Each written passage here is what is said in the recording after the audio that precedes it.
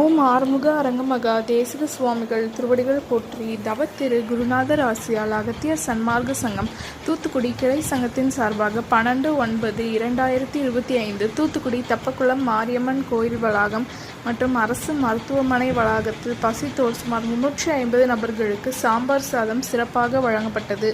வழங்கியவர்கள் SMA transport owner திரு S Murugan மற்றும் திரு வள்ளிநாயகம் திருச்சி மற்றும் Toyota service head திரு கணேஷ் மற்றும் திரு ஹரிஹரன் கல்லிடைக்குறிச்சி மற்றும் GVT காய்கறி கடை அதிபர் திரு திருமணி.